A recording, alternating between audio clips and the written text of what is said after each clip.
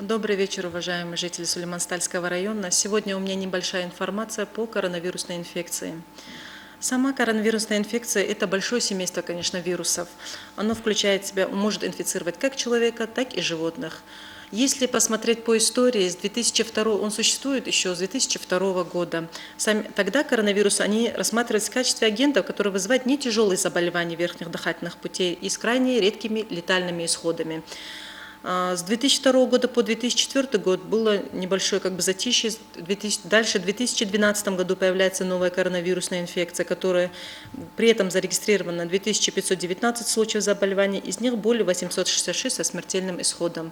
И последняя вспышка инфекции, которая сейчас вызвала эпидемию и даже пандемию, это в 2019 году в декабре появился новый коронавирус SARS, первоначальный источник которого не установлен.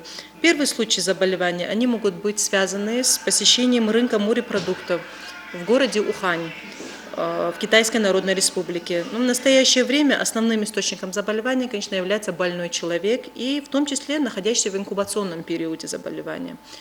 Путь передачи может быть как воздушно-капельный, воздушно-пылевой и контактный. То есть факторами могут быть как воздух при чихании, при кашле, при разговоре, через предметы обихода, пищевые продукты.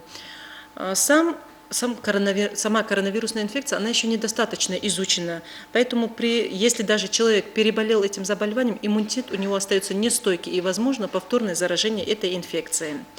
Инкубационный период, то есть тот период, при котором человек может быть заразен, от 2 до 14 дней. Клинические симптомы могут быть до 90% случаев, конечно, это повышение температуры тела. Кашель сухой может быть и с небольшим количеством мокроты. Одышка, могут быть миалгии, то есть боли в мышцах, утомляемость, слабость. То есть все симптомы, которые возникают при острых респираторных заболеваниях, при типичном гриппе. Различают легкую, среднюю и тяжелую формы заболевания. Сам диагноз мы устанавливаем только на основе клинического обследования, то есть клинических этих данных, то есть при наличии этих симптомов, при наличии эпиданамнеза. Сюда включают эпиданамнез, мы включаем то, что был ли этот человек в контакте в течение 14 дней с больным коронавирусом, или прибыл ли он из неблагополучных районов, с Китая, из Испании, Франции или же с Италии. То есть мы изучаем краткую историю, эпиданамнез изучаем. И следующее, это, конечно, обязательно это лабораторное исследование. Должно быть положительная лабораторная диагностика специфическая, то есть выявление РНК-вируса методом ПЦР. Эта диагностика была. Профилактика коронавирусной инфекции, она, конечно, включает в себя как специфическую, так и неспецифическую. Специфической профилактики на данный момент, на настоящее время пока что не существует. Есть данные, что в Китае идет разработка вакцины, но на данный момент она еще не прошла клинических исследований, поэтому на данный момент специфической профилактики нет. К неспецифической профилактике у нас относится обязательно, если у вас есть больные дома, обязательно изоляция этих больных. Изоляция больных и влажная уборка помещения, частое проветривание этого помещения.